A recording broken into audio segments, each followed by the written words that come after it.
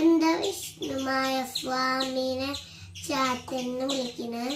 വിഷ്ണുമായി ചാത്തന് ഒരേ ആളാ? അതേലോ, അതെ. ചാത്തൻ കൂളിവാകയുടെ മകനാണ് ചാത്തൻ. ചാത്തൻ ഒരു വശം ശിവനെ, മഹാദേവൻ, അതായത് ശരിക്കും പറഞ്ഞ ചാത്തൻ സ്വാമിയുടെ അച്ഛനും അമ്മയും ശിവനും പാർവതിയാണ്.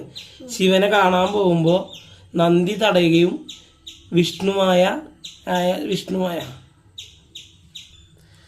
ചാത്തൻ എന്നാണ് ആദ്യത്തെ പേര്.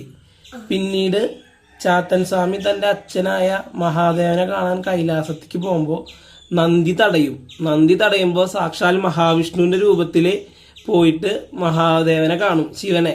അങ്ങനെ ശിവൻ വിളിക്കുന്ന പേരാണ് വിഷ്ണുമായ. വിഷ്ണു രൂപത്തിൽ വന്ന മായക്കാരനായ വിഷ്ണുമായേന്ന് വിളിക്കും. അപ്പം അതിൻ്റെ ഒരു പാട്ടുണ്ട്.